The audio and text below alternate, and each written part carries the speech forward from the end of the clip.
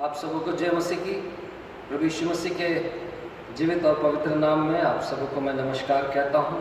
परमेश्वर का धन्यवाद हो कि फिर से एक बार परमेश्वर ने अवसर दिया है कि हम परमेश्वर की महिमा, उसकी आराधना, उसकी उपासना में हम उसके नज़दीक में उपस्थित हो सकते हैं।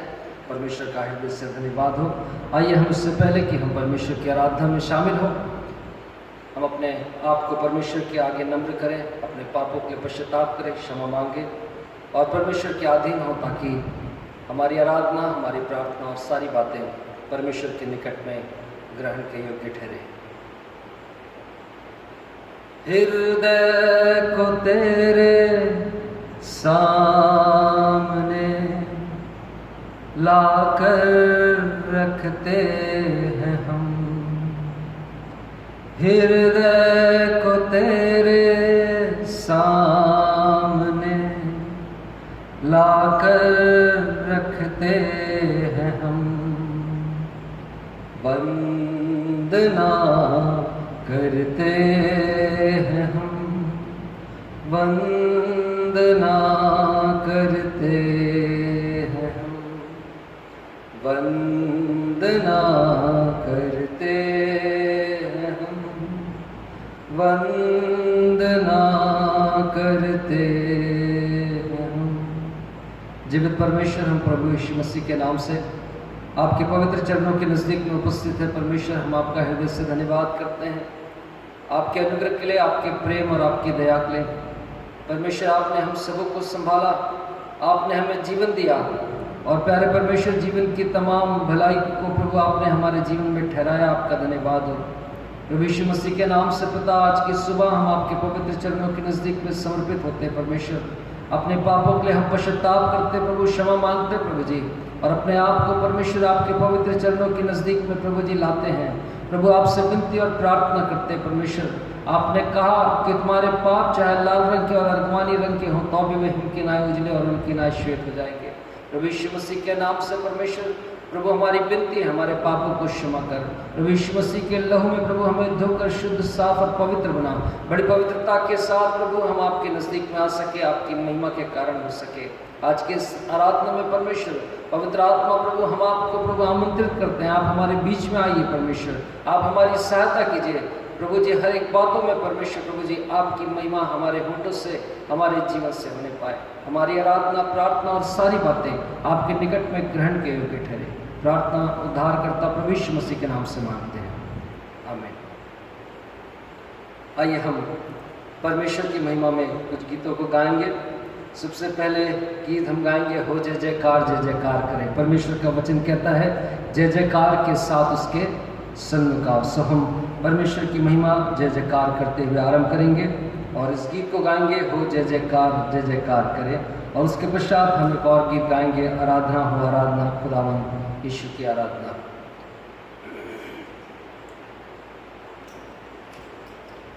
ओ जय जयकार, जय जयकार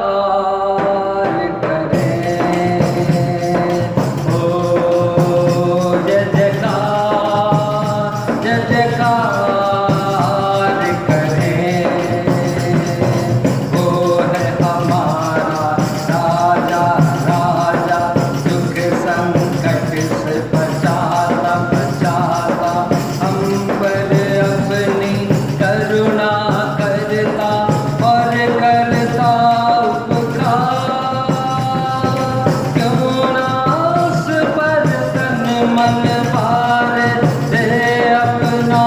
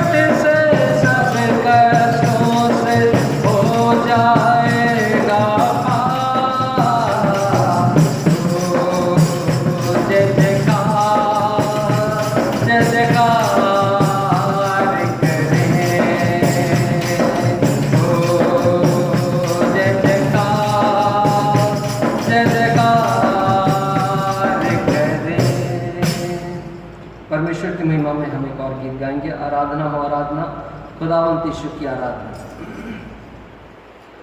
आराधना हो आराधना, खुदावंत यीशु की आराधना। आराधना हो आराधना, खुदावंत यीशु की आराधना। शांति दाता की आराधना, मुक्तिदाता की आराधना। शांति दाता की आराधना, मुक्तिदाता की आराधना। आराधना हो आराधना, खुदावंत यीशु की आराधना। आराधना हो आराधना, खुदावंत यीशु की आराधना। पवित्र दिल से आराधना, प्रेमी मन से आराधना। पवित्र दिल से आराधना, प्रेमी मन से आराधना। आराधना हो आराधना, खुदावंत यीशु की आराधना। आराधना हो आराधना, खुदावंत यीशु की आराधना। मेरे मसीहा की आराधना, जीवन दाता की आराधना। मेरे मसीहा की आराधना, जीवन दाता आराधना। आराधना हो आराधना, खुदावंत यीशु की आराधना। आराधना हो आराधना, खुदावंत यीशु की आराधना। दूतों के संग संग आराधना, स्तुति प्रशंसा हो आराधना। दूतों के संग संग आराधना, स्तुति प्रशंसा हो आराधना। आराधना हो आराधना, खुदावंत यीशु की आराधना। आराधना हो आराधना, खुदावंत यीशु की आराधना। प्रभु के नाम की स्तुति हो। आइए हम सब अपने धर्मशास्त्र को खोलेंगे और हम निकाल लेंगे भजन संहिता, उसका 19वां अध्याय, भजन 19 को हम निकालेंगे और एक साथ मिलकर हम इसे पढ़ेंगे। सृष्टि में परमेश्वर की महिमा, परमेश्वर की महिमा और उसकी बड़ाई के लिए हम परमेश्वर के भजन को पढ़ते हुए हम परमेश्वर के नाम को धन्य कहें और उसके पश्चात हम विश्वास वचन बोलकर अपने विश्वास का अंगीकार करेंगे और उसके बाद प्रभु की प्रार्थना में शामिल होंगे। भजन संहिता 19, साम्स 19 हम एक साथ मिलकर पढ़ेंगे। आकाश परमेश्वर की महिमा का वर्णन कर रहा है और आकाश मंडल उसकी हस्तकला को प्रकट कर रहा है। दिन से दिन बातें करता है और रात को रात ज्ञान सिखाती है। ना तो कोई बोली है और ना कोई भाषा जहाँ उनका शब्द सुनाई नहीं देता है। उनका स्वर सारी पृथ्वी पर गूंज गया है और उनके वचन जगत की छोर तक पहुँच गए हैं। उनमें उसने सूर्य के लिए एक मंडप खड़ा किया है जो दूल्हे के समान अपने महल से निकलता है। वह शूरवीर के समान अपनी दौड़ दौड़ने में हर्षित होता है। वह आकाश के एक सिरे से निकलता है और वह उसके दूसरे सिरे तक चक्कर मारता है और उसकी गर्मी सबको पहुंचती है। यहोवा की व्यवस्था खरी है, वह प्राण को बहाल कर देती है। यहोवा के नियम विश्वास योग्य हैं, साधारण लोगों को बुद्धिमान बना देते हैं। यहोवा के उपदेश सिद्ध हैं, हृदय को आनंदित कर देते हैं। यहोवा की आज्ञा निर्मल है, वह आँखों में ज्योति ले आती है। यहोवा का भय पवित्र है, वह अनंत काल तक स्थिर रहता है। यहोवा के नियम सत्य और पूरी रीति से धर्ममय हैं। वे तो सोने से और बहुत कुंदन से भी बढ़कर मनोहर हैं। वे मधु से और टपकने वाले छत्ते से भी बढ़कर मधुर हैं। उन्हीं से तेरा दास चिताया जाता है। उनके पालन करने से बड़ा ही प्रतिफल मिलता है। अपनी भूल चूक को कौन समझ सकता है? मेरे गुप्त पापों से तू मुझे पवित्र कर, तो अपने दास को ढिठाई के पापों से भी बचाए रख। वे मुझ पर प्रभुता करने ना पाएं, तब मैं सिद्ध हो जाऊंगा और बड़े अपराधों से बचा रहूंगा। मेरे मुंह के वचन और मेरे हृदय का ध्यान तेरे सम्मुख ग्रहण योग्य हो। हे यहोवा परमेश्वर, मेरी चट्टान और मेरे उद्धार करने वाले। आइए हम अपने स्थानों पर खड़े हो जाएंगे और विश्वास वचन बोलकर अपने विश्वास को दृढ़ाएंगे। परमेश्वर की आगे अपने विश्वास का अंगीकार करेंगे और उसके पश्चात हम प्रभु की प्रार्थना में शामिल होंगे। मैं विश्वास करता हूँ परमेश्वर पिता पर, जो स्वर्ग और पृथ्वी का सर्वशक्तिमान सृजनहार है, और उसके इकलौते पुत्र अपने प्रभु यीशु ख्रीस्त पर, जो पवित्र आत्मा से गर्भ में आया, कुंवारी मरियम से उत्पन्न हुआ, पंतुस पिलातुस की आज्ञा से दुख उठाया, क्रूस पर चढ़ाया गया, मर गया और गाड़ा गया, पाताल में उतरा, तीसरे दिन मृतकों में से जी उठा, स्वर्ग पर चढ़ गया और परमेश्वर सर्वशक्तिमान पिता के दाहिने हाथ जा बैठा है, जहाँ से वह जीवतों और मृतकों का न्याय करने को फिर आएगा। मैं विश्वास करता हूँ पवित्र आत्मा पर, एक ही पवित्र क्रिश्चियानी कलीसिया, पवित्रों की संगति, पापों की क्षमा, देह के जी उठने और अनंत जीवन पर। आमीन। हे हमारे पिता, तू जो स्वर्ग में है, तेरा नाम पवित्र माना जाए, तेरा राज्य आए, तेरी इच्छा जैसे स्वर्ग में पूरी होती है वैसे इस पृथ्वी पर भी पूरी हो।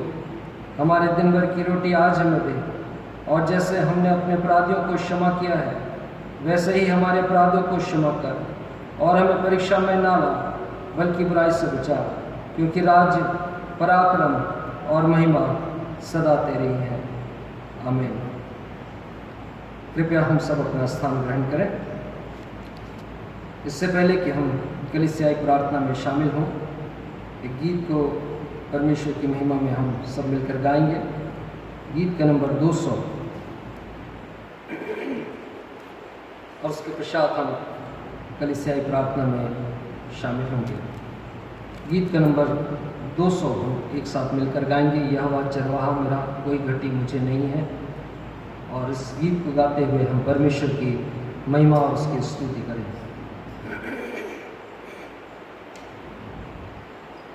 यहोवा चरवाहा मेरा,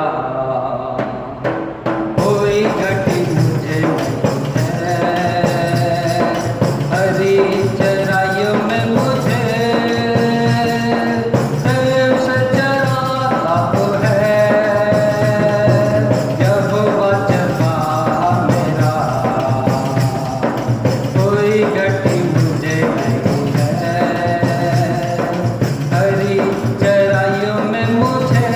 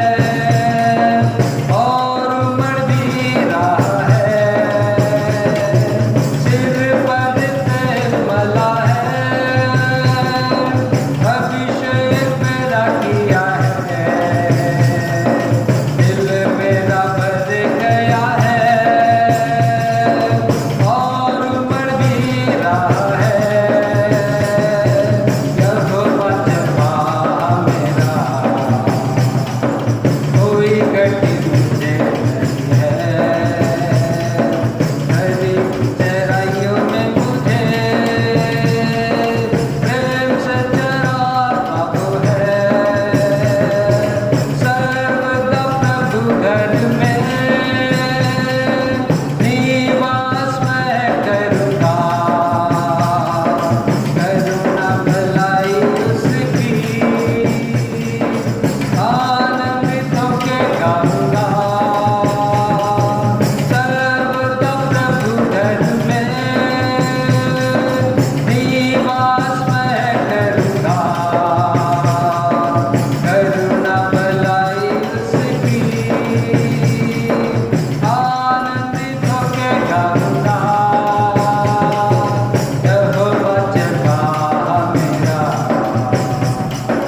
कोई घटी मुझे नहीं है, हरी चराइयों में मुझे प्रेम से चराता वो है। आइए हम सब अपनी आंखों को बंद करें, परमेश्वर के आगे प्रार्थना में हम सब शामिल हों। जीवित परमेश्वर, हम आपका हृदय से धन्यवाद करते हैं। आप सचमुच में परमेश्वर हमारे अच्छे चरवाहा हैं। प्रभु, आपके अनुग्रह से परमेश्वर किसी बात की कोई कमी और घटी आपने हमारे जीवन में होने नहीं दी। हम आपका हृदय से धन्यवाद करते हैं परमेश्वर, क्योंकि सचमुच में प्रभु जी, जबकि सारा संसार इन दिनों में प्रभु बड़ी कठिनाइयों और समस्याओं के बीच में से होकर गुजर रहा है, लेकिन परमेश्वर अच्छे चरवाहे ने प्रभु आपने हमारी सुधि ली है, आपने हमारी मदद और सहायता की है। आपने हमारे जीवन को परमेश्वर प्रभु जी बचाकर इस पृथ्वी के ऊपर रखा। हमारे आंखों को आंसू बहाने से, हमारे पैरों को ठोकर खाने से आपने नहीं बचाया परमेश्वर। हम आपका हृदय से धन्यवाद करते हैं और इस समय हम प्रभु कलीसिया होकर आपके पवित्र चरणों के नज़दीक में उपस्थित हैं। हम आपकी प्रशंसा और बड़ाई करते हैं, हम आपके नाम को धन्य कहते हैं परमेश्वर, क्योंकि सचमुच में प्रभु आप दयालु और अनुग्रहकारी परमेश्वर हैं। आप तरस खाने वाले और प्रभु जी आप दया करने वाले परमेश्वर, हम आपकी प्रशंसा करते हैं। इस समय परमेश्वर हम आपके पवित्र चरणों के नज़दीक में जब आपके अनुग्रह से उपस्थित हो सके हैं पिता, हम आपके चरणों के नज़दीक में अपने अपने जीवनों का समर्पण करते हैं और आपसे विनती और प्रार्थना करते हैं परमेश्वर, अपनी बड़ी दया, अपना अनुग्रह हमारे जीवनों में होने दे परमेश्वर। विशेष रूप से प्रभु आपकी कलीसिया के लिए प्रार्थना है परमेश्वर। यीशु मसीह आपके सामर्थी लहू को परमेश्वर प्रभु आपकी कलीसिया के एक एक लोगों के ऊपर हम लगाते परमेश्वर। प्रभु यीशु मसीह आपके लहू का बाड़ा हमारे चारों ओर परमेश्वर बना रहे प्रभु जी। इस प्रभु समस्याओं और विपत्तियों के दिन में परमेश्वर प्रभु आप हमारी सुधि लें, अपनी सुरक्षा के घेरे में रखें और प्यारे परमेश्वर आपका अनुग्रह हमारे जीवनों में बना रहे। प्रभु आपकी कलीसिया के एक लोगों को हम यीशु मसीह आपके सामर्थी लहू में छिपाते परमेश्वर और आपसे प्रार्थना करते हैं प्रभु जी, वो प्रभु हर एक के जीवन में प्रभु आप काम करें परमेश्वर। विशेष रूप से प्रभु हम प्रार्थना करते प्रभु वो परमेश्वर छोटे बच्चों के लिए और बुजुर्गों के लिए परमेश्वर आपका अनुग्रह का हाथ उनके जीवनों में बना रहे, आप संभाले परमेश्वर। और प्रभु हमारी प्रार्थना है प्रभु जी, जो जवान है जो अपने कामों में, अपने प्रभु जी व्यवसाय में, अपनी नौकरी में और अपनी जिम्मेदारियों को निभाने के लिए प्रभु परिश्रम करते हैं, अन्य अन्य स्थानों पर प्रभु जी अपने घर से निकल कर जाते हैं, प्रभु आपकी सुरक्षा का बाड़ा उनके चारों ओर बना रहे। प्यारे परमेश्वर हम प्रार्थना करते प्रभु उन लोगों के लिए जो परमेश्वर प्रभु जी इस कलीसिया के सदस्य है, जिस प्रभु आपकी इस प्रभु जी देह के अंग है। प्यारे परमेश्वर प्रभु अन्य अन्य स्थानों पर रहते हैं, चाहे परमेश्वर देश के किसी अन्य स्थान में या विदेश में, सबको हम यीशु मसीह आपके चरणों के नजदीक में लाते हैं और आपके प्रभु जी सुरक्षित और सामर्थ्य और बलवंत हाथों में सौंपते परमेश्वर। प्रभु आप सबों को संभालिए और आशीष दीजिए। आपका अनुग्रह प्रभु जी हम में से हर एक के साथ में बना रहे। जितने लोग बीमार हैं परमेश्वर, यीशु मसीह आपका सामर्थ्य नाम परमेश्वर के जीवन में चंगाई को लेकर आए। विशेष रूप से प्रभु मिसेस ज्योति डैनियल के लिए और प्रभु जी हमारे भाई शैलेंद्र लाल के लिए हम प्रार्थना करते हैं। यीशु मसीह आपका सामर्थ्य नाम प्रभु जी उनके जीवन में प्रभु कार्य करे, अद्भुत रीति से वो चंगाई को पाकर आपकी महिमा और आपकी प्रशंसा के कारण हो सके। प्यारे परमेश्वर और भी जितने लोग जिनको प्रभु हम नहीं जान रहे, लेकिन परमेश्वर प्रभु आप जानते प्रभु जी। प्यारे परमेश्वर परमेश्वर अपने सामर्थ्य बलवंत हाथ को बढ़ाइए परमेश्वर। और प्रभु आप अपने लोगों को परमेश्वर प्रभु जी उनकी सकेती में से प्रभु उनका उद्धार करके परमेश्वर आप उनके ना प्रभु जी उनके जीवन को परमेश्वर और प्रभु जी आप सामान्य स्थिति में लेकर आइए परमेश्वर। हमारी प्रार्थना है प्रभु जी प्यारे परमेश्वर आपके अनुग्रह से प्रभु जी जितने भी लोग प्रभु जी इन दिनों में प्रभु कोरोना वायरस के कारण प्रभु ग्रसित हैं, यीशु मसीह आपका सामर्थ्य लहू उनके जीवन में काम करे। और प्रभु आप तो सब प्राणियों के परमेश्वर यहोवा है प्रभु जी। हम आपसे प्रार्थना करते हैं परमेश्वर जो लोग आपको नहीं भी जानते प्रभु यीशु मसीह के नाम से वो भी लोग परमेश्वर आपके सामर्थ्य हाथ के द्वारा चंगे किए जाए परमेश्वर। और प्रभु हमारी प्रार्थना है हमारे शहर को, हमारे प्रदेश को, हमारे देश को, और प्रभु जी आप अपनी बड़ी दया और अनुग्रह से सारे संसार को आप चंगा करें परमेश्वर। प्रभु हम आपके बड़े नाम की महिमा करते हैं, हम आपकी स्तुति और प्रशंसा करते हैं परमेश्वर। आप ऐसा करने में सामर्थ्य ईश्वर हैं प्यारे परमेश्वर। जो लोग प्रभु जी इस सेवा के काम में लगे हुए हैं, जो लोग परमेश्वर प्रभु जी विशेष रूप से प्रभु जी वो प्रभु जी डॉक्टर और नर्सेस और प्रभु जी जितने भी परमेश्वर प्रभु मेडिकल के स्टाफ है प्यारे परमेश्वर प्रभु जी जब प्रभु जी इनका प्रभु जी वो सीधे आमना सामना प्रभु करते हुए परमेश्वर लोगों की सेवा कर रहे हैं पिता, हम आपसे विशेष सुरक्षा को आपसे मांगते परमेश्वर। आपकी दया उनके जीवन में बनी रहे और प्यारे परमेश्वर आपके सामर्थ्य के द्वारा परमेश्वर वो प्रभु हर एक प्रकार के प्रभु जी इन्फेक्शन से बचे रहें और प्यारे परमेश्वर अपने सेवा के काम के द्वारा प्रभु आपकी महिमा को कर सके।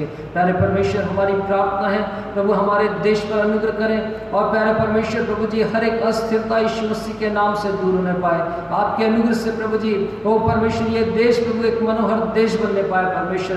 प्रभु जी इन दिनों में जबकि बारिश का मौसम है और प्रभु जी बारिश की बहुत आवश्यकता है, लेकिन परमेश्वर हम इस बात को देख रहे हैं और महसूस कर रहे हैं कि प्रभु जितनी बारिश की आवश्यकता है उतनी हो नहीं पा रही है। यीशु मसीह के नाम से प्रभु हम प्रार्थना करते हैं परमेश्वर प्रभु अच्छी बारिश को भेजिए परमेश्वर ताकि प्रभु जी जल के जितने भी प्रभु भंडार हैं वो सब यीशु मसीह के नाम से प्रभु भरपूर हो सके परमेश्वर। और प्रभु किसान अपने परिश्रम का उत्तम प्रतिफल प्रभु आपके अनुग्रह से प्राप्त करें और प्यारे परमेश्वर हम सब मिलकर आपके बड़े नाम की महिमा और प्रशंसा करने पाए।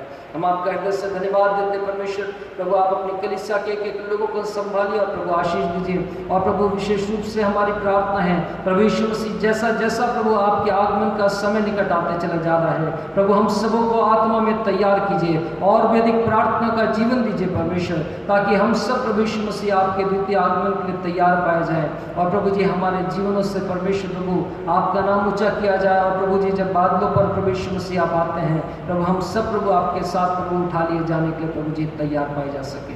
हम आपका हृदय से धन्यवाद देते हैं, आपने हमारी विनती को सुना। हम सब एक मन होकर इस प्रार्थना को प्रभु यीशु मसीह के नाम से मांगते हैं, आमीन। प्रभु का धन्यवाद हो कि परमेश्वर ने अब तक हमारी सुधीली सहायता और मदद किया और हर प्रकार से हम सबों के जीवन में अपने अनुग्रह के कार्यों को किया है। हम परमेश्वर का हृदय से धन्यवाद देते हैं। अब ये समय है कि हम परमेश्वर के वचन की ओर अपने ध्यान को लगाएंगे। और पिछले दिनों में आपने एग्जीक्यूटिव के मिनट्स को सुना है कि मेनोनाइट चर्च भिलाई के लिए एग्जीक्यूटिव के द्वारा व्यवस्था की गई है कि हमारे बीच में पास्टर विकास डेनियल अपनी सेवा को देंगे। वो इससे पहले भी हमारे बीच में सहायक पास्टर के रूप में वो हमारे बीच में सेवा दे चुके हैं, हम सब उनसे परिचित हैं और परमेश्वर का हम धन्यवाद देते हैं कि फिर से एक बार उनको परमेश्वर ने इस स्थान पर इस कलीसिया में सेवा देने का अवसर दिया है। हम परमेश्वर के नाम की स्तुति करते हैं और कलीसिया होकर हम आपका स्वागत करते हैं। वो हमारे बीच में उपस्थित हैं परमेश्वर के वचन के साथ और हम कलीसिया होकर उनका स्वागत करते हैं। निश्चित रूप से हम विश्वास करते हैं कि आपकी उपस्थिति आपकी अगुवाई में कलीसिया और भी आत्मा में बलवंत होगी, प्रार्थना में मजबूत होगी और निश्चित रूप से हम सब प्रार्थना में मजबूत होकर परमेश्वर के राज्य के लिए तैयार हो सकेंगे। और मैं विश्वास करता हूँ और मैं इस बात को कहना चाहता हूँ कि जो भी कलीसिया से संबंधित जो भी सहयोग है, सहायता है, आपको कलीसिया के हर सदस्यों से और पंचायत से और हमारे डिकन और अभिषेक लोगों से आपको निश्चित रूप से मिलता रहेगा। आइए हम सब अपने हृदय को तैयार करें, परमेश्वर के आगे अपने आप को नम्र करें और परमेश्वर के वचन को प्रभु के दास पास्टर विकास डेनियल से हम सुनेंगे। आप सबों को जय मसीह की। मैं पास्टर विकास डैनियल आप सभी का इस ऑनलाइन वीडियो में स्वागत करता हूं। और जैसा कि हमारे डिकन अनीश राम जी ने आप लोगों से कहा कि मैं पहले भी इस कलीसिया का एक सदस्य रह चुका हूं, इस कलीसिया का एक अंग रह चुका हूं। और सबसे पहले जब मेरी शुरुआत हुई थी कहना चाहिए पास्टरशिप में, तो असिस्टेंट पास्टर के रूप में मैं यहाँ पर रहा हूँ करीब 1 साल। और ऐसा हुआ था कि उस समय भी किसी कारणवश मैं अगस्त में ज्वाइन किया था, और इस समय भी थोड़ा सा लेट हुआ ज्वाइन करने में, क्योंकि जो वायरस का समय है, लॉकडाउन का समय आप सब जान रहे हैं, सत्र जो है अप्रैल से चालू हो जाता है, परंतु मैं अगस्त में आप लोगों के बीच में आया हूँ। तो मैं ये बताना चाहूँगा कि मुझे ऐसा उम्मीद है, आशा है आप लोगों से कि आप लोग मुझे भूले नहीं होंगे, आप लोग मुझे याद रखे होंगे। और यदि नहीं भूले तो मैं बता दूँ, मैं विकास डैनियल हूँ। इसके पहले कि मैं आपके चर्च के बाद, मतलब मेनोनाइट चर्च भिलाई के बाद असिस्टेंट पास्टर के रूप में मैं रहा 17 में, और उसके बाद 2018-19 तक मैं 20 तक जो है मैं मेनोनाइट चर्च राजनांदगांव में प्रभारी पासवान के रूप में रहा। और एक बार फिर से प्रभु ने मुझे अवसर दिया है 2 साल के बाद कि मैं एक बार फिर से मेनोनाइट चर्च भिलाई में आकर के अपनी सेवा दे सकूं, प्रभु के काम को कर सकूं, आप लोगों को उत्साहित कर सकूं, और हम सब मिलकर के ऐसा प्रभु के लिए जिए जो कि एक फ्रूटफुल लाइफ हो, एक फलों से भरा हुआ जीवन हो, और परमेश्वर हम सब के जीवन को देख करके ये बोलने वाला हो सके कि हाँ, सचमुच में ये मेरे प्रिय पुत्र और पुत्रियां हैं जिनको देख करके मैं प्रसन्न हूँ। तो आइए हम आगे अपने समय में, जो समय मेरा है वचन बताने का, प्रभु के वचन से हमको कुछ सीखने की आवश्यकता है। प्रियो, जब भी हम ऐसे कठिन समय में जाते हैं, परमेश्वर का वचन हमें हिम्मत देता है, साहस देता है। एक चीज़ और मैं आपको बताना चाहूँगा, बहुत सारे मैंने प्रेजेंट के सिचुएशन के ऊपर बहुत सारे मैंने सरमन्स को दिया है मेनोनाइट चर्च राजनांदगांव में रहते हुए। तो यदि आप उनको सुने हैं तो प्रभु आपको आशीष दे, परंतु यदि नहीं सुने हैं तो मैं उसको दोबारा रिपीट नहीं करूँगा।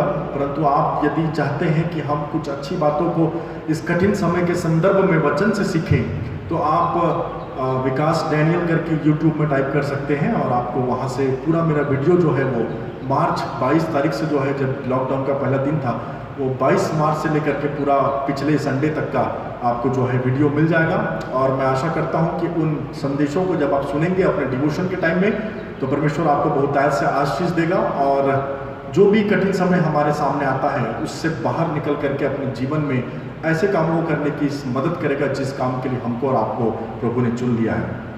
तो आइए हम आज के वचन में जाएंगे, और आज का जो वचन है वो मैं दानियल की किताब से आपके सामने पढ़ने जा रहा हूँ। दानियल उसका अध्याय 3 और उसका पद 16 से लेकर के 18 में आपके सामने पढ़ने जा रहा हूँ। यहाँ पर इस प्रकार से लिखा हुआ है, शद्रक, मेशक और अबेदनगो ने राजा से कहा, हे नबूकदनेस्सर, इस विषय में तुझे उत्तर देने का हमें कुछ प्रयोजन जान नहीं पड़ता।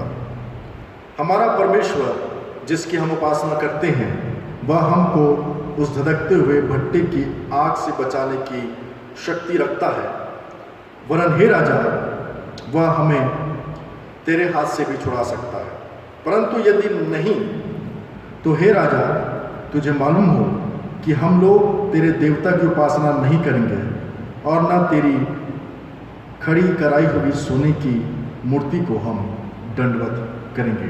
आइए हम एक छोटी प्रार्थना मैं आप लोगों की करना चाहता हूँ, ताकि हम वचन में जाएं और प्रार्थना के साथ हम वचन की शिक्षा ग्रहण करें। आइए हम प्रार्थना करें। परमेश्वर पिता, आपका बहुत बहुत धन्यवाद, आपकी दया के लिए, आपके अनुग्रह के लिए, आपके प्रेम के लिए, आपके सामर्थ्य के लिए, आपकी हर एक अच्छी वस्तुओं के लिए जो हमारे जीवन में पाई जाती है। प्रभु, हम धन्यवाद करते हैं और ये दुआ करते हैं परमेश्वर पिता कि जब तक आपने हमको जीवित रखा है, तब तक हम आपके नाम को जलाल लाएं, आपके वचन के अनुसार जिए, और प्रभु जी हम हमेशा आत्मिक जीवन में उन्नति को बढ़ते चले जाएं। जो वचन आज यहाँ पढ़ा गया, प्रभु जी इस वचन को आपके हाथों में सौंपते हैं। जो भी हम मिल करके सीखेंगे, प्रभु जी हम सबको आप हिम्मत देना, साहस देना, ताकि हम आगे बढ़ें और परमेश्वर की उपस्थिति में अपने आप को हम ऊंचा उठाने वाले हो सकें, और परमेश्वर पिता हम अपने आत्मिक जीवन में आगे बढ़ते हुए हम काम को करने वाले हो सके। धन्यवाद के साथ इस प्रार्थना को, पढ़े गए वचन को सुन रहे सभी लोगों को आपके हाथों में सौंपते हैं और विनती प्रभु यीशु नाम से मांगते हैं, सुनने ग्रहण करें, आमीन। जैसा कि वचन जो है पढ़ा गया है, हम इस बात को जानते हैं कि किस प्रकार से प्रभु यीशु मसीह जो थे एक बार एक जगह में थे, प्रचार कर रहे थे, हमेशा की तरह अच्छी बातों को लोगों को बता रहे थे। तो वहाँ पर कुछ लोग थे जो उनके विरोधी हुआ करते थे। और प्रभु यीशु मसीह जो है, बाइबल में लिखा है कि उनसे पूछता है कि तुम्हारा पिता कौन है, तुम्हारा बाप कौन है। तो वो इब्राहिम को अपना बाप बताते हैं। तो प्रभु यीशु मसीह इस प्रकार से बोलते हैं कि यदि इब्राहिम तुम्हारा बाप होता तो इब्राहिम तो मुझ पर विश्वास रखता था, तुम भी मुझ पर विश्वास रखते, मुझे पहचान जाते कि मैं कौन हूँ। तो ये जवाब सुन करके उन्होंने अपना बाप बदल दिया और उन्होंने इस प्रकार से कहा कि हमारा बाप तो परमेश्वर पिता है। तो वो प्रभु यीशु मसीह उनका ये बात को सुन करके जवाब देते हैं कि यदि तुम्हारा पिता परमेश्वर होता तो तुम मुझे पहचान जाते, अवश्य पहचान जाते, क्योंकि मैं उसी से निकला हूँ। तो इस प्रकार से यहाँ पर हम देखते हैं कि किस प्रकार से प्रभु यीशु मसीह को लोग नहीं जान पा रहे थे। और तब प्रभु यीशु मसीह इस प्रकार से उनको कहता है, अपने विरोधियों को जो उनका विरोध कर रहे थे, वो कहता है कि मैं बताता हूँ कि तुम्हारा पिता कौन है, तुम्हारा बाप कौन है। और प्रभु यीशु मसीह कहता है कि तुम्हारा बाप शैतान है। तो इस प्रकार से हम देखते हैं कि जब लोगों ने परमेश्वर पिता को कोई महत्व नहीं दिया, उसकी आज्ञा को कोई महत्व नहीं दिया, और उसके बाद जब नया नियम का समय आया, यीशु मसीह का समय आया, तो लोगों ने यीशु मसीह तक को उतना महत्व अपने जीवन में नहीं दिया। और आज के लोग भी हम यही देखने के पाते हैं कि जो सहायक हमारे लिए छोड़ा गया है, पवित्र आत्मा, उसको लोग अपने जीवन में अधिक महत्व नहीं देते हैं। इसीलिए हमारे जीवन में हम उस लक्ष्य को पूरा नहीं कर पाते हैं, क्योंकि हम अपने सहायक की मदद नहीं लेते। अब आप इस विषय को जब हम देखेंगे, जो मैंने आपके सामने पढ़ा है, तो ये जो है वो हम इसको मैंने आपके सामने 18 तक पढ़ा है, परंतु हम इसको अंत तक देखेंगे शॉर्ट में। आप सब इस कहानी को जानते हैं किस प्रकार से। मैं कुछ अच्छी बातों को इसमें से निकाल करके आपको बताना चाहता हूँ, आपके उत्साहवर्धन के लिए, कि किस प्रकार से हमको प्रभु में अपने पर्पस को, अपने जीवन में जो लक्ष्य उसको पूरा करना चाहिए। देखिए, हर मसीह जीवन का एक लक्ष्य होता है, हम सब इस बात को जानते हैं। और उस लक्ष्य को पूरा करने के लिए प्रभु ने हमको एक सहायक दिया है। पुराने लोग हो सकता है कि वो क्यों आज्ञा को पूरी नहीं कर पा रहे थे, क्योंकि उनके पास कोई सहायक नहीं था। और हम नए नियम के लोगों के पास एक बहुत बड़ा बोलना चाहिए सौभाग्य है कि हमारे लिए प्रभु यीशु मसीह ने एक सहायक छोड़ा है, क्योंकि वो गया तब वो सहायक आया। और उसी सहायक के बेस पे या उसी सहायक के सामर्थ्य के अनुसार प्रभु यीशु मसीह ने बड़े बड़े काम को किए। तो वो सहायक हमारे लिए छोड़ा गया। और यदि हम कहीं ना कहीं, यदि हम अपने लक्ष्य को पूरा नहीं कर पा रहे हैं, तो कहीं ना कहीं हमारा सहायक हमारे साथ नहीं है, या हम उसको अपने साथ होने नहीं दे रहे हैं।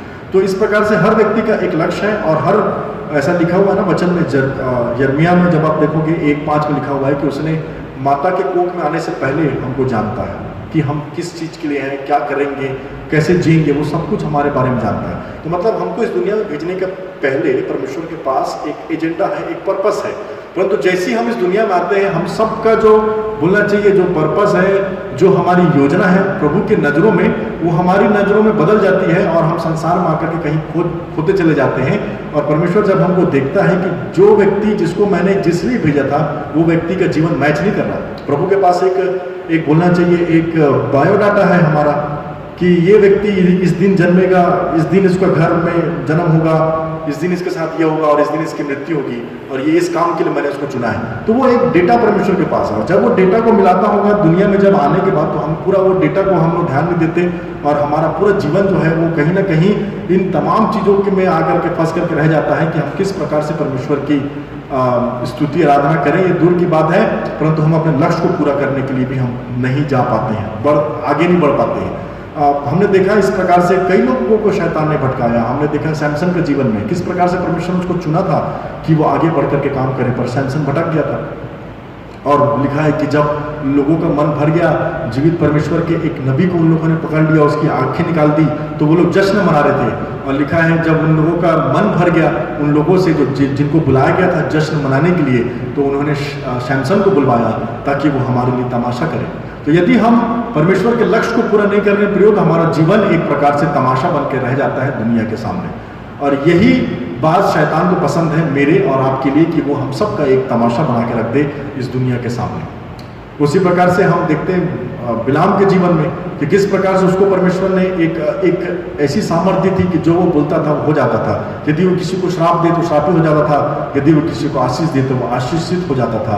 परंतु उसने भी अपने जीवन में ऐसे काम को किया कि देखते हैं कि स्वर्गदूत को, परमेश्वर को स्वर्गदूत भेजना पड़ा कि उसको वो वध कर दे।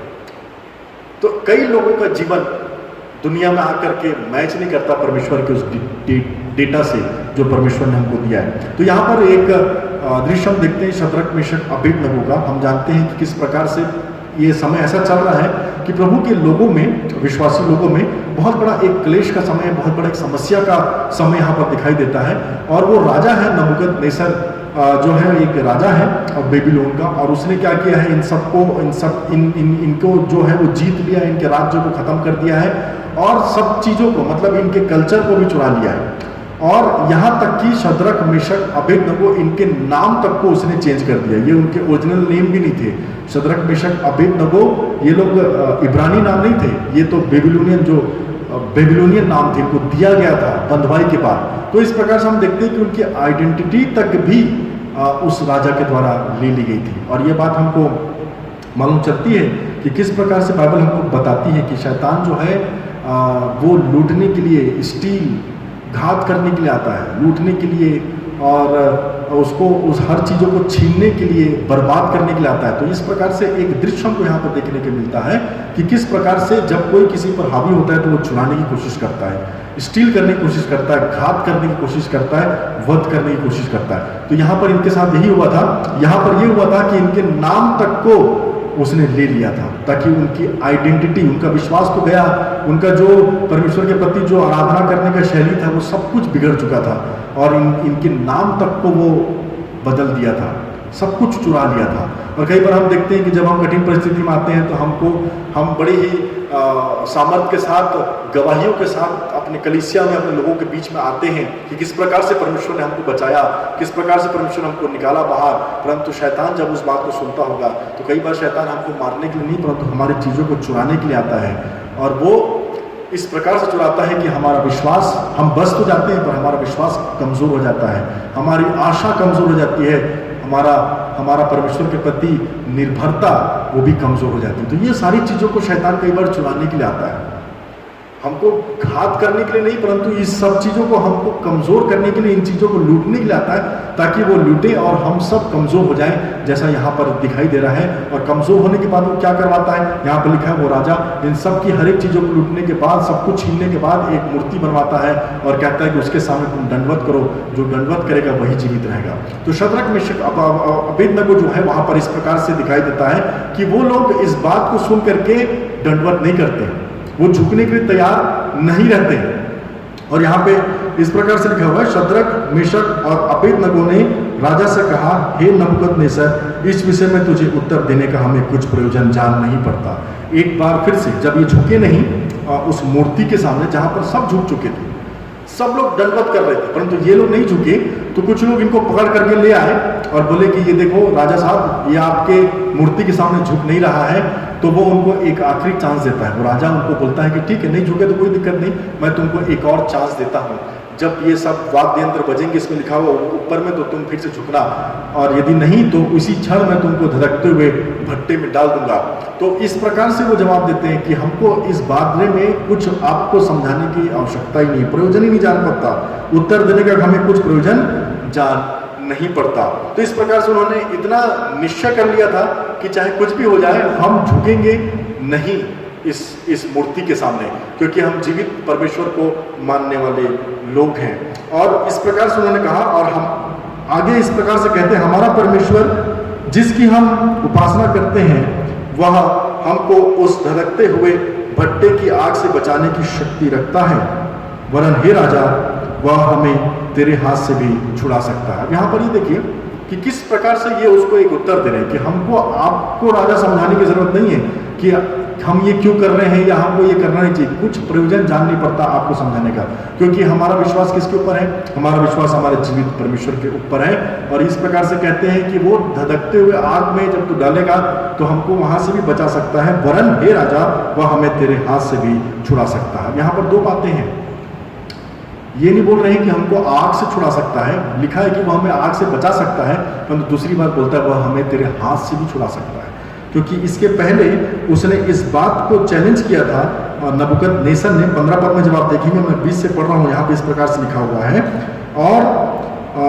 और यदि तुम दंडवत ना करो तो इसी घड़ी धधकते हुए भट्टे के बीच में डाले जाओगे, फिर ऐसा कौन देवता है जो तुमको मेरे हाथ से छुड़ा सके, प्रश्नवाचक चिन्ह। इस प्रकार से उसने उनको सवाल किया था कि धधकते हुए आग के भट्टे में डाल दिए जाओगे, और ऐसा कौन सा देवता है जो तुम लोगों को मेरे हाथ से छुड़ा सकता है। तो इसलिए इनकी दुआ यहाँ पर धधकते हुए आग से तो बचा सकता है, परंतु वो हमें तेरे हाथ से भी छुड़ाएगा। इस प्रकार से यहाँ पे लिखा हुआ, तेरे हाथ से भी छुड़ाएगा। तो यहाँ पर हमको देखना चाहिए, मेन फोकस ये नहीं है कि आग से बचना नहीं बचना अलग बात है, परंतु हमको तेरे हाथ से, मतलब तेरे बंधन से, शैतान के उस संगुल से हमको छुड़ाने की सामर्थ हमारा प्रभु रखता है। आग से बचाना एक सांसारिक बचाव हो गया, परंतु उसके हाथ से बचाना एक आत्मिक बचाव हो गया। लोगों, मतलब कई बार हम इसको ज्यादा ध्यान देते हैं प्रियो, कि हमारा शरीर चंगा हो जाए और चंगाई को पाते हैं और सोचते हैं हमने प्रभु को पा लिया, पर चंगाई को पाना प्रभु को पाना नहीं है। वो शरीर में चंगाई आपको मिली है, पर आत्मा की चंगाई ज्यादा जरूरी है। यहाँ पर हम फोकस हमारा कई बार ये रहता है कि अरे सदरक मेशक अबेदनगो को देखो, उनको धधकते हुए आग से प्रभु ने बचा लिया, हमको ही बचाएगा। परंतु उनकी बातों को सुनिए ना, क्या बोलते हैं वो लोग। हमारा परमेश्वर जिनकी हम उपासना करते हैं, वह हमको उस धधकते हुए भट्टे की आग से बचाने की शक्ति रखता है, वरन हे राजा, वह हमको तेरे हाथ से भी छुड़ा सकता है। तो किस प्रकार से उसने दोनों बातों को कहा। आग से बचना अलग बात है, वो शरीर बचेगा। जब हाथ से छूटोगे शैतान के चंगुल से या उस राजा के चंगुल से, इस संदर्भ में हम देखेंगे, तो आपकी आत्मा भी बचेगी। तो इस प्रकार से हमको ये दुआ होनी चाहिए कि प्रभु हमको आग से बचा सकता है। और उसके आगे लिखा हुआ यदि, परंतु यदि नहीं तो हे राजा, तुझे मालूम हो कि हम लोग तेरे देवता की उपासना नहीं करेंगे और न तेरी खड़ी कराई हुई सोने की मूर्ति को दंडवत करेंगे। बचा सकता है, परंतु यदि नहीं भी बचाए तो भी वही हमारा परमेश्वर यहोवा कहलाएगा। इस प्रकार से ये स्टेटमेंट को यहाँ पर देते हैं। और हम इस बात को जानते हैं कि जैसी उन्होंने ये बात को कहा कि ऐसा परमेश्वर हमारा है जो हमको आग से बचा सकता है, नहीं भी बचाएगा तब भी हम उसकी उपासना करेंगे, वरन वो हमको तेरे हाथ से भी छुड़ा सकता है। तो इतना विश्वास होने के बाद भी ये लोगों को उस आग के भट्टे में डालने के लिए जो है वो राजा ने आदेश दे दिया। और वो झुंझला उठा, लिखा हुआ ऐसा लिखा हुआ है वचन में, आप पढ़ेंगे इत्मीनान से तो आपको मालूम चलेगा। और ये बहुत सुपरिचित कहानी है। और आप कुछ समय के लिए मैं ये सोचता हूँ कि आप शद्रक मेशक अबेदनगो की आंखों में आंखें डाल करके देखिए कि उस समय उनको कैसा लगा होगा। इनको सजा इस बात की दी जा रही थी क्योंकि ये सच बोल रहे थे। इनको सजा इस बात की दी जा रही थी क्योंकि ये जीवित परमेश्वर के लिए खड़े थे। इनको सजा, इनको आग में इसलिए डाला जा रहा था क्योंकि ये सही कर रहे थे। और कई बार हमको ऐसा लगता है कि ये हमारे साथ क्यों हो रहा है, हमारी परिस्थितियां क्यों खराब है। बाकी लोग तो कॉम्प्रोमाइज कर लिए थे ना, बाकी लोगों ने तो कॉम्प्रोमाइज कर लिया था कि चलो हम जीवित रहेंगे तो देख लेंगे जो भी, परंतु इन्होंने उस कॉम्प्रोमाइज को नहीं किया था अपने जीवन में कि हम जीवित रहेंगे तो ऐसा जिंदा रहना भी क्या जिंदा रहना जो हमको मूर्ति के सामने झुका दे, ऐसा जीना क्या जीना जो हमको पाप में गिरा दे, ऐसा जीना क्या जीना जहां पर परमेश्वर की उपस्थिति हमारे जीवन में ना हो। ये बातों को उन्होंने सोच करके सोचा कि आग में जलना है तो जल जाएंगे, परंतु झुकेंगे नहीं। और आज के मसीही लोग ये बातों को हम नहीं देख पा रहे हैं कि कहाँ वो खड़े हैं, किसकी उपासना कर रहे हैं, कुछ समझ में नहीं आता हमको। एक ही फर्क लगता है मेरे को मसीहों में और जो मसीह को नहीं जानते उनमें। जो मसीह को नहीं जानते हैं वो अंधकार में सो रहे हैं, उनको नहीं मालूम कि कोई जीवित परमेश्वर है कि नहीं है, इसलिए वो अंधकार में सो रहे हैं। परंतु जो मसीह लोग जो परमेश्वर को जानते हैं वो लोग उजाला में सो रहे हैं। सो तो दोनों रहे हैं, एक उजाले में सो रहा है और एक अंधकार में सो रहा है। ये लोगों को देखिए, इनकी आंखों में आंखें डाल के देखिए कि किस प्रकार से हम तो छोटी मोटी मुसीबत में डर जाते हैं। इनकी परिस्थिति से बड़ी परिस्थिति क्या हमारी कभी हुई है क्या? अभी हम लोग वायरस के समय में हैं तो ये तो तुरंत मरने वाले थे। इनकी परिस्थिति तो ये जो अभी की जो ये महामारी चल रही उससे भी खतरनाक थी कि किस प्रकार से उनको आग के भट्टे में डाल दिया जा रहा था क्योंकि उनका विश्वास के कारण। और हम लोग कई बार सोचते हैं कि प्रभु हमको इससे बचा, उससे बचा, और ये लोग प्रभु के लिए अपने जान को देने तक को तैयार थे। कई बार हम इस प्रकार से सोचते हैं कि वाई मी, इस प्रकार से हम सवाल करते हैं प्रभु से कि मैं ही क्यों। तो ये हमको सवाल नहीं करना चाहिए। Don't say to your god why me, just say try me. अब समय आ गया है कि हम लोग इस प्रकार से बोलें कि हमको शैतान क्या तू इन कमजोर लोगों को परेशान करता है, जीवित परमेश्वर के लोगों को गिरा करके दिखा। तो इस प्रकार से हमको एक विश्वास होना चाहिए। अय्यूब के जीवन में आप देखिए, शैतान जो है वो नहीं बोलता, परमेश्वर घमंड करके बोलता है उसके ऊपर कि क्या तू मेरे दास अय्यूब को जानता है। तो जो कुछ करना कर ले, पर वो कभी नहीं छोड़ेगा मेरे नाम को लेना, मेरे पर विश्वास रखना। इस प्रकार से परमेश्वर का विश्वास होना चाहिए हम पर, और हमारा विश्वास होना चाहिए परमेश्वर पर। अय्यूब का विश्वास था परमेश्वर पर और परमेश्वर का विश्वास था अय्यूब पर, तब जाकर के इतना मजबूत विश्वास हुआ था कि सब कुछ जाने के बाद भी वो व्यक्ति उफ नहीं करता और बोलता है जिसने दिया था उसने ले लिया, उसका नाम धन्य है। इस प्रकार से विश्वास हमको यहाँ पर देखने को मिलता है और इनको डालने के लिए जाते रहते हैं, क्योंकि ये लोग तो बोल देते हैं कि हम तो झुकेंगे नहीं। और उसके बाद हम क्या देखते हैं कि वो राजा जो है नबूकदनेस्सर, वो सबसे बलवंत लोगों को बुलाता है, अपने सबसे बोलना चाहिए काबिल लोगों को या ऐसे लोगों को जो सबसे बलवंत हुआ करते थे उस समय में, अपने प्रजा में से उनको बुलाता है, अपने सेना में से बुलाता है ताकि इनको वो बांधे और आग में जाकर के डाले। और लिखा है इनको आग में डालने वाले जो बलवंत लोग उस समय के जो इसके सेना में थे, सबसे ताकतवर लोग, सबसे सामर्थ्य लोगों को शैतान भेजेगा आपको हराने के लिए। पर लिखा है जो डालने गए थे वो उस आग में आंच में आकर के मर गए। इस प्रकार से लिखा हुआ इसमें 22वें पद में, वह भट्टा तो राजा की दृढ़ आज्ञा होने के कारण अत्यंत धधक गया था। इस कारण जिन पुरुषों ने शद्रक मेशक और अबेदनगो को उठाया वे ही आग की आंच में आके जल मरे, परंतु ये लोग नहीं मरे थे।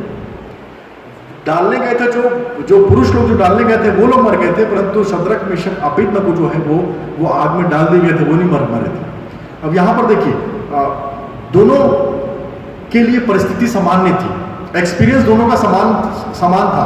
मान के चलिए वो जो लोग थे जो आग में डालने के लिए जा रहे थे वो मसीह पर जीवित परमेश्वर पर विश्वास करने वाले लोग नहीं थे, और जो आग में जिनको डालने के लिए ले जाया जा रहा था वो लोग जीवित परमेश्वर पर विश्वास करने वाले लोग थे।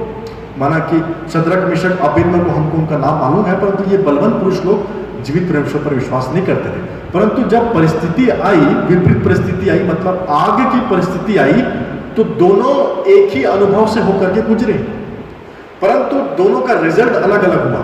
अब यहाँ पर यह बात बहुत ध्यान रखने वाली बात है प्रियो, कि किस प्रकार से शद्रक मेशक अबेदनगो आग में 7 गुना धक्काई हुई भट्टी में जले नहीं, जो उनको डालने गए थे वो बाहर से ही जल गए। परिस्थितियां लगभग सामान्य थी, परंतु जो उसका रिजल्ट था वो अलग आया था।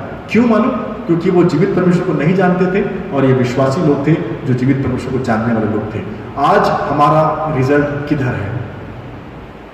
यदि हम जीवित परमेश्वर को मानने वाले लोग हैं, परिस्थितियां सबके लिए सामान्य है। आग की परिस्थिति विश्वासियों के लिए भी है, आग की परिस्थिति अविश्वासी लोगों के लिए भी है, परंतु अविश्वासी जल करके मर जा रहा है, परंतु विश्वासी उस आग में जीवित रहता है। ये वाला जो रिजल्ट हमको मिलना चाहिए। हमारी परिस्थितियां समान है सबके लिए, परंतु हमारा आउटकम जो है वो अधिक बाहर हो, मतलब ऐसा आना चाहिए जैसा लगे कि हम जीवित परमेश्वर को मानने वाले लोग हैं। और लिखा है यही देख करके राजा इस बात को देख करके कि ये लोगों को डालने गए थे वो लोग मर गए, परिस्थितियां सामान्य थी, परंतु आउटकम अलग आया। क्यों? क्योंकि ये जीवित परमेश्वर पर भरोसा करने वाले लोग थे। चाहे कितनी कठिन परिस्थितियां हमारे जीवन में आए, यदि हम किसी परिस्थिति में जा रहे हैं जो आग के समान धधक रही है, तो हमारा जीवन उस आग में जलना नहीं चाहिए, क्योंकि हम परमेश्वर को मानने वाले लोग हैं। हमारा जीवन निराश, परेशान, हताश नहीं होना चाहिए, क्योंकि हम अन्य जातियों के नहीं है जिनके पास जीवित परमेश्वर नहीं है। हम वो लोग हैं जिनके पास जीवित परमेश्वर है। और यदि हम निराश हो जाएंगे, हम जल जाएंगे, तो कहाँ की गवाही हमारी बच पाएगी? ये राजा, इसका जीवन देखिए, जैसे ही वो देखता है कि ये लोग मर गए, और जब ध्यान देता है जो लोग नीचे डाले गए वो तो मर गए, हमको देखता है कि 3 लोगों को डाले गए थे, दिख रहे 4 हैं। तो इस प्रकार से यहाँ पर हमको ये भी बताया जाता है कि किस प्रकार से वो जो राजा है अपने मंत्रियों को बुला करके पूछता है, एक बार कंफर्म करना चाहता है कि कितने लोगों को हमने डाला था बांध करके। 3 को क्या हमने नहीं डाला था? तो बोले सर हमने 3 को डाला था, पर देखने से दिखाई देता है कि 4 हैं। और इस प्रकार से वहाँ पर ये लिखा हुआ है कि वो परमेश्वर के पुत्र के समान दिखाई दे रहा था। इस प्रकार से हमको यहाँ पर देखने को मिलता है कि वो कौन है, जो चौथा मनुष्य जो है वो किस प्रकार से दिखाई देता है। वो एक परमेश्वर के पुत्र के समान जो है वो दिखाई दे रहा था। अब परमेश्वर का पुत्र कौन है? यीशु मसीह है। वो तो हम नए नियम के लोग जानते हैं। शद्रक मेशक अबेदनगो के लिए यीशु मसीह तो उस समय उत्पन्न हुआ ही नहीं था, मतलब वो पैदा ही नहीं हुआ था, कुंवारी मरियम से उसका जन्म नहीं हुआ था, परंतु फिर भी ये राजा प्रभु यीशु मसीह के एक झलक को उस आग में देखता है। तो एक बात होती है, कई जगह हम देखते हैं कि प्रभु यीशु मसीह थोड़ा देर से आए। लाजर की मृत्यु हो गई तो 4 दिन बाद प्रभु गए, कई जगह ऐसा होता है कि प्रभु यीशु मसीह अपने परिस्थितियों को खराब होने से पहले ही वहां पहुंच गए थे। तो ऐसा विश्वास है इन लोगों का कि वो लोग उस चीज को दिखा रहे हैं जो चीज को हमको और आपको आज दिखाने की आवश्यकता है। किस प्रकार से वो लोग प्रभु यीशु मसीह के एक पुत्र को झलक को वहां दिखा रहे हैं, क्योंकि उनका विश्वास ये था कि प्रभु के जिस परमेश्वर पर हम भरोसा रखते हैं वो वहां पर दिखाई देगा। और यहाँ पर याद रखें, उन लोगों ने इस राजा को प्रभु यीशु मसीह के दर्शन वहां पर करा दिए थे, क्योंकि एक ऐसा दिख रहा था, लिखा हुआ है कि जैसे वो मानो उनका एक बेटा हो, उनका परमेश्वर का एक पुत्र हो, इस प्रकार से वो दिखाई दे रहा था। तो हम इस बात को जानते प्रियो कि किस प्रकार से हमारे जीवन में प्रभु यीशु मसीह की उपस्थिति जहाँ होगी वहाँ लोग आपको जानेंगे कि इनके घर में प्रभु यीशु मसीह की उपस्थिति है, इनके जीवन में यीशु का नाम है, इनकी परिस्थिति क्यों खराब नहीं हो रही है। मतलब इनकी परिस्थिति में आग तो है, इनकी परिस्थिति में तकलीफ तो है, पर फिर भी ये कैसे सर्वाइव कर पा रहे हैं, क्योंकि इनके जीवन में यीशु नाम है, क्योंकि इनके जीवन में, इनकी तकलीफ में यीशु है, इसलिए वो जल नहीं पा रहे हैं। और लिखा है एक चीज जल गई, उनकी बेड़ियां, और राजा ने आदेश दिया कि इनको बाहर निकालो, और देखता है कि उनके मोजों से, उनके बालों से किसी तक के जलने की बू नहीं आई। और उसके बाद बोलता है कि आज के बाद कोई तेरे परमेश्वर को पूरा नहीं बोलेगा, जो परमेश्वर तुम्हारा है वही परमेश्वर हमारा होगा। ऐसा उसका जीवन बदल गया इस आग की परिस्थिति से बाहर आने के बाद। इनका जो विश्वास था वो फायर प्रूफ था। हमारा विश्वास fire proof, water proof, virus proof, सब प्रूफ होना चाहिए। हमारा विश्वास ऐसी चीज है जिसको आग जला नहीं सकता, पानी डुबा नहीं सकता, हवा बहा नहीं सकती, और कोई वायरस खत्म नहीं कर सकता। ये हमारा विश्वास होना चाहिए। इनका विश्वास एक फायर प्रूफ विश्वास था। और याद रखिए, फायर प्रूफ जो कपड़े होते हैं ना, या जो लोग फायर प्रूफ ड्रेस पहन के जाते हैं, वो फायर प्रूफ ड्रेस आग को बुझाता नहीं है, परंतु आग के बीच में खड़े होने के लिए आपको मदद करता है। तो जो मैं बोल रहा हूँ फायर प्रूफ होने का मतलब ये नहीं है कि आपके जीवन में आग नहीं आएगी। फायर प्रूफ होने का मतलब ये है कि जब जीवन में आग की परिस्थिति आएगी तो आप उस आग में खड़े होकर के परमेश्वर की महिमा उसके अंदर रह करके कर सको, क्योंकि वो फायर प्रूफ फेथ रहेगा, और फायर प्रूफ को आग जला नहीं सकता। उसी प्रकार से फायर प्रूफ फेथ को कोई मिटा नहीं सकता। इस प्रकार से यहाँ हमको देखने को मिलता है। और एक चीज़ और प्रियो, जब उन्होंने सब कुछ को, राजा ने बोला कि इनके खुदा के बारे में कोई बुरा नहीं बोलेगा, इनके खुदा के बारे में कोई उल्टी सीधी बात नहीं करेगा, और सबको इस पर विश्वास करेंगे। इस प्रकार से उसने उनको ऊंचा पद भी दिया। बहुत सारी बातें इसमें लिखी, पढ़ लीजिएगा क्या आउटकम निकला, और ये सब उन्होंने कैसे किया। मेरे को नहीं मालूम चलता कि इसमें क्या स्किल था उनके पास। कई बार हम लोग बोलते हैं कि हमको अपना पर्पस पूरा करने के लिए हमको तोड़े चाहिए, हमको टैलेंट चाहिए। वो अच्छा गाता है इसलिए परमेश्वर की महिमा कर सकता है, वो अच्छा बोलता है इसलिए प्रचार कर पाता है, वो अच्छा लिखता है इसलिए परमेश्वर के लिए लिख सकता है। स्किल की जरूरत नहीं थी। कहाँ लिखा है बाइबल में कि क्या इनका तोड़ा था? मेरे को ये बताइए आप, किस चीज में अच्छे थे, वो कहाँ लिखा है इसमें? एक ही चीज थी इनके जीवन में, विश्वास। और विश्वास होना ये कोई स्किल नहीं है। एक व्यक्ति जिसके पास टैलेंट है वो बिना विश्वास के भी गाना गा सकता है। एक व्यक्ति जिसके पास लिखने की सामर्थ्य या लिखने का तोड़ा है वो बिना परमेश्वर को विश्वास के भी लिख सकता है। सब कुछ कर सकते हैं बिना विश्वास के भी, परंतु बिना विश्वास के आग में खड़ा होना असंभव है। कई बार हम ये बोल करके पीछे हट जाते हैं कि हमारे पास तो कोई बोलना चाहिए, कुछ हमको समझ में नहीं आता कि हम कैसे परमेश्वर की स्तुति करें, आराधना करें। हमारे पास तो कोई तोड़ा नहीं है, हमारे पास तो कोई स्किल नहीं है। शद्रक, मेशक, अबेदनगो के पास ऐसा कौन सा तोड़ा था, मेरे को बताइए, जो आग में खड़े रहने के समय उनके साथ काम आता? क्या ऐसा उनका बोलना चाहिए, उनके पास ऐसे क्या स्किल था, ऐसा क्या टैलेंट था जो हमको और आपको चाहिए, जो आग में खड़े रहने के उनके साथ काम आता? कोई टैलेंट, कोई स्किल आग की परिस्थिति में काम नहीं करेगा। इस वायरस की परिस्थिति में क्या टैलेंट है जो काम करेगा, मेरे को ये बताइए। परंतु इस वायरस की स्थिति में ऐसे खड़े हो जाए प्रियो कि लोग हमको देखें कि ये लोग जो हैं इतने खतरनाक परिस्थिति में भी इनका विश्वास वायरस प्रूफ है, और यीशु मसीह को हमारे जीवन से देखने वाले हो सके, जैसा शद्रक, मेशक, अबेदनगो के बीच में राजा ने उसको देख लिया था। आज हमारी बारी है, आज हमारा समय है। वो शद्रक, मेशक, अबेदनगो का समय था आग से गुजरने का। आज मेरा समय है, आपका समय है कि हम किस प्रकार से अपने विश्वास को वायरस प्रूफ बना करके लोगों के सामने लाते हैं, और लोग इस बात को देखें कि किस प्रकार से हम इस वायरस में खड़े हो पाए हैं, क्योंकि हमारे बीच में जीवित परमेश्वर का पुत्र रहता है, हम यीशु मसीह पर विश्वास करने वाले लोग हैं। ये गवाही निकल करके प्रियो बाहर आनी चाहिए। और याद रखें, मैं फिर आपको रिपीट कर रहा हूँ क्योंकि ये ज़रूरी बात है। हम सब इसलिए पीछे हटते हैं क्योंकि हमको लगता है कि हम क्या करके प्रभु के राज्य में शामिल हों। हमारे पास तो कोई तोड़ा नहीं है, कोई टैलेंट नहीं है, किसी तोड़े किसी टैलेंट की ज़रूरत नहीं है। विश्वास रखिए, परमेश्वर आपसे बड़े बड़े काम करवा के रहेगा। यीशु मसीह जब इस दुनिया में आए थे तो बपतिस्मा लिया तो स्वर्ग से एक वाणी हुई थी कि ये मेरा प्रिय पुत्र है, इससे मैं अति प्रसन्न हूँ। प्रभु यीशु मसीह ने क्या किया था? अभी ना मुर्दों को जिलाया था, ना कोढ़ी को चंगा किया था, ना कोई वचन प्रचार किया था। अभी शुरुआत कर रहे थे वो। फिर भी प्रभु एक आकाशवाणी करता है कि ये मेरा प्रिय पुत्र है, इससे मैं अति प्रसन्न हूँ। तो वचन में बना था प्रिय 30 साल तक। वही काफ़ी है परमेश्वर को खुश करने के लिए, वही काफ़ी हमारे लक्ष्य को पूरा करने के लिए।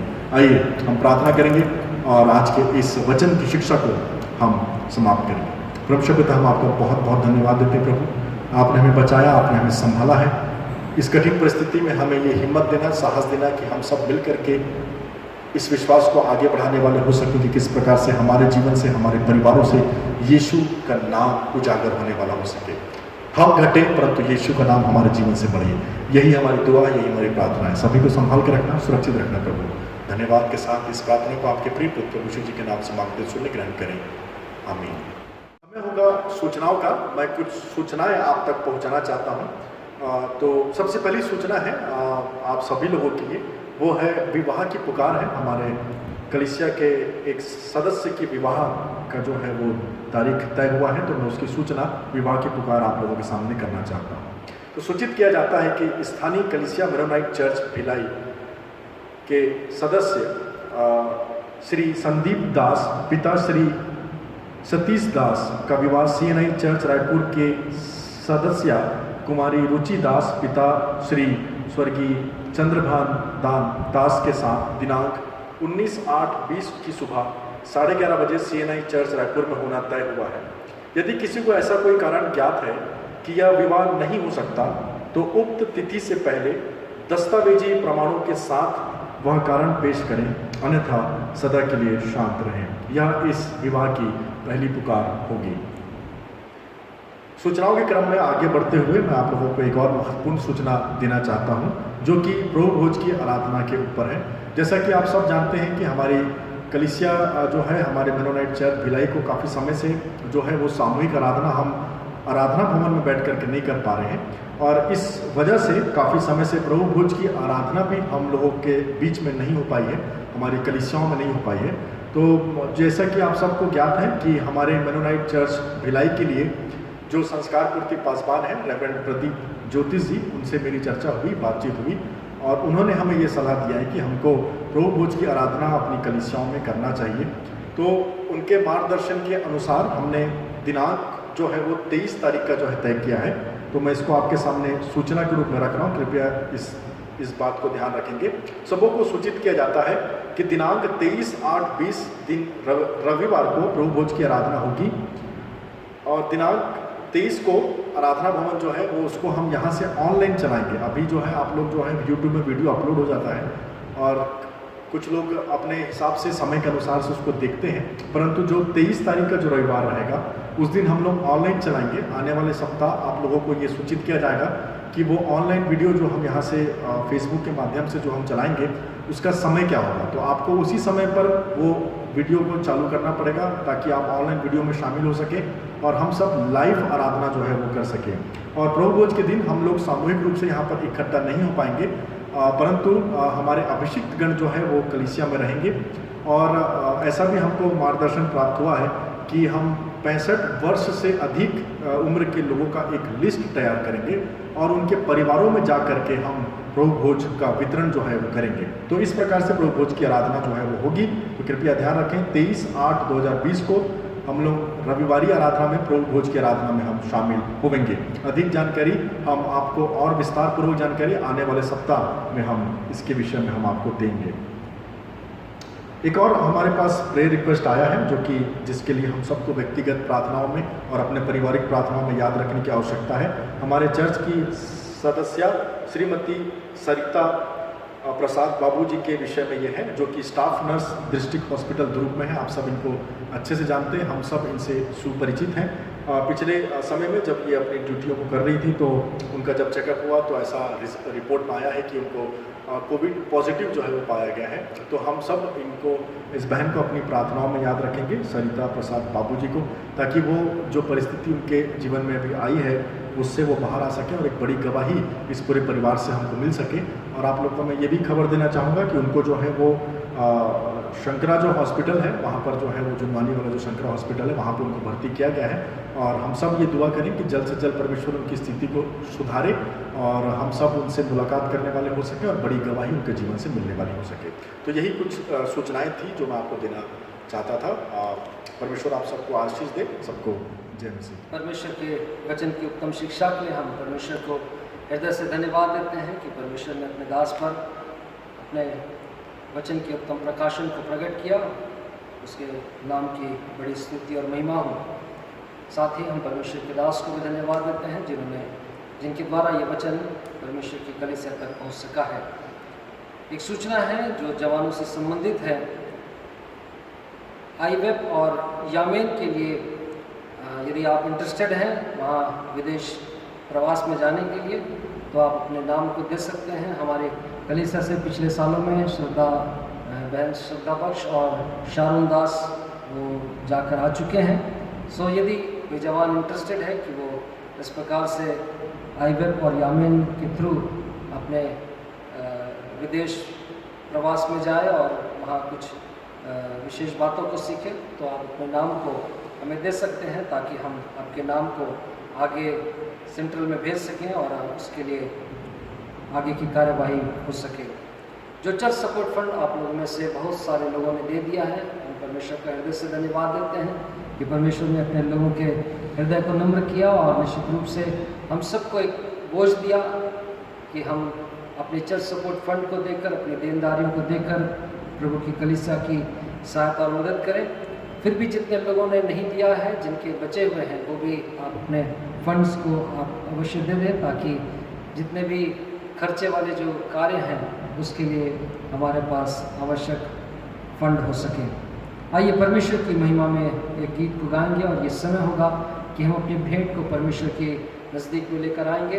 अपनी भेंट को अवश्य रूप से दें और उसे रखते जाएं और निश्चित रूप से अब बहुत ही जल्द हम परमेश्वर के भवन को जैसा कि सरकारी नियम और गाइडलाइन है उसके अनुसार से हम खोलने का प्रयास कर रहे हैं। सो हम जब भी आएंगे उस समय हम अपनी भेंटों के साथ परमेश्वर की वेदी में हम भेंटों को लेकर आ सकेंगे। सो ये समय है कि हम अपनी भेंट को अपने हाथों में लें, परमेश्वर से सहायता को मांगे और इस गीत को जब हम गा रहे हैं अपनी भेंट को हम परमेश्वर के सामने अर्पित करें। गिन गिन के स्तुति करूं बेशुमार तेरे दानों की, गिन गिन के स्तुति करूं बेशुमार तेरे दानों के लिए।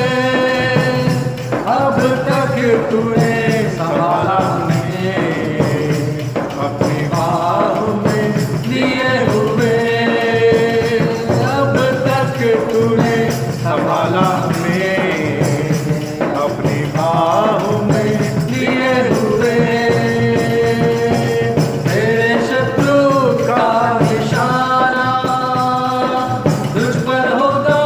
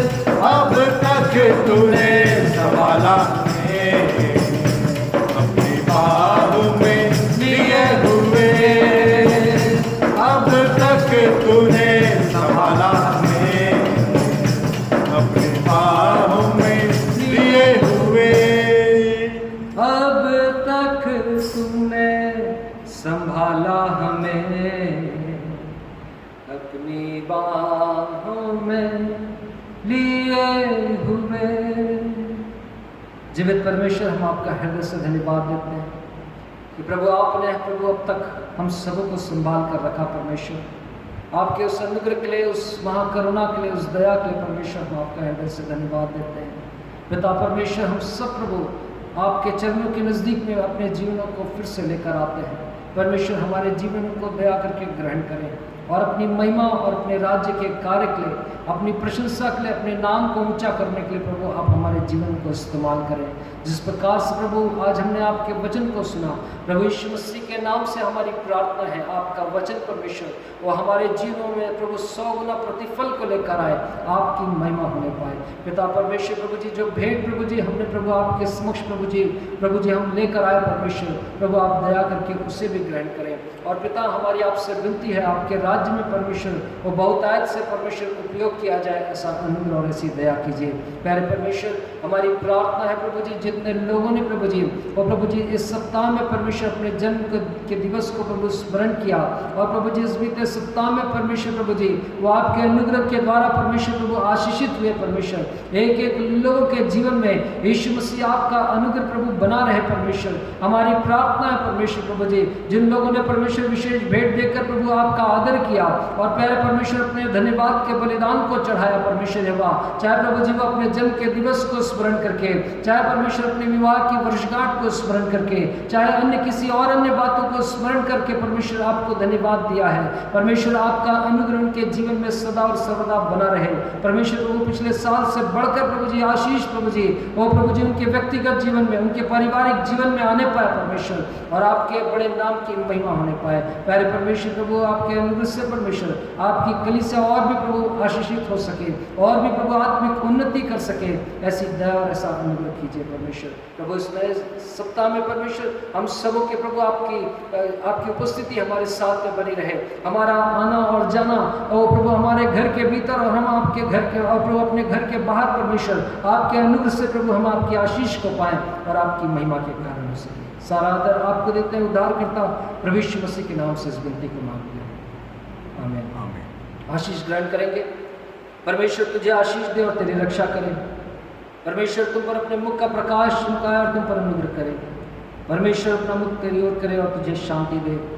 और अब हमारे परमेश्वर पिता का प्रेम, प्रभु यीशु मसीह का अनुग्रह, पवित्र आत्मा की संगति और सहभागिता हमें से हर एक के साथ अब से लेकर सदा तक बनी रहे, आमीन।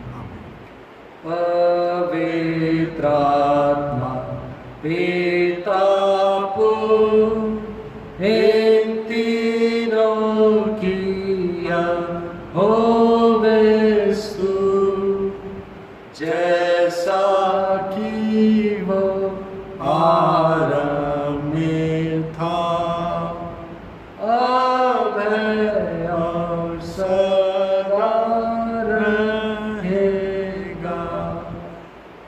आमीन। आप सबको जय मसीह।